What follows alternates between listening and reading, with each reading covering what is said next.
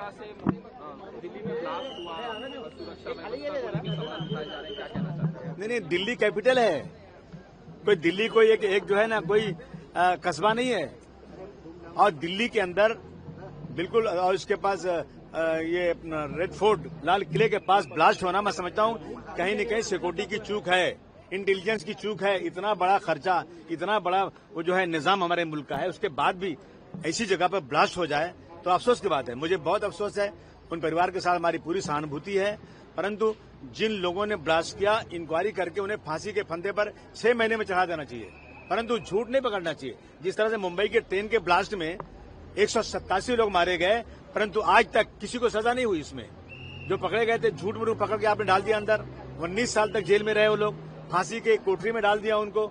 और high court ने कहा कि इनका कोई लेना देना नहीं, इनको जबरदस्ती पकड़कर इनको जो है इतने साल जेल में रखा गया।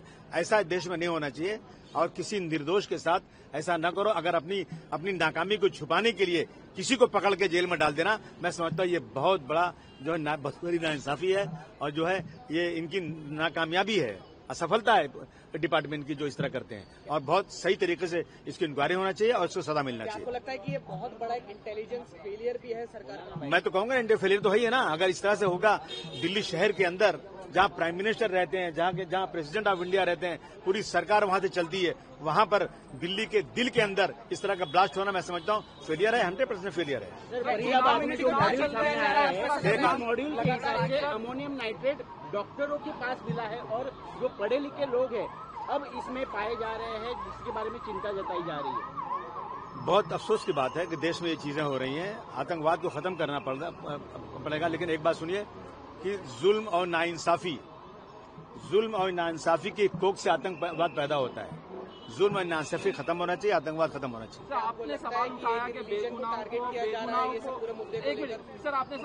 बेगुनाहों को पकड़ा जाता है और उनको सजा दी जाती है। आपके साथ भी इसी तरह से हुआ था, क्या कहना चाहेंगे? जी हाँ, मुझे पकड़ा गया था। मेरा कोई लेना देना नहीं था, मैं जानता भी नहीं था। 1 साल तक जेल में रहा।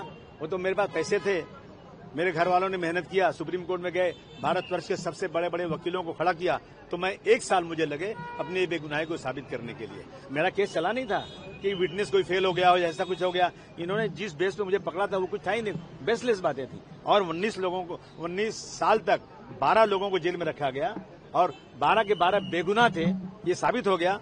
तो मैं समझता हूँ कि इस तरह से अपनी नाकामी की छिपाने के लिए जो डिपार्टमेंट के लोग करते हैं वो नहीं होना चाहिए। देश में चुनाव चल रहा है, इस टाइमिंग पे ब्लास्ट होता है, क्या सिक्योरिटी को लेके क्या नहीं, हम देख रहे हैं जब चुनाव आता है तो कुछ न कुछ ऐसा प्रॉब्लम हो जाता है।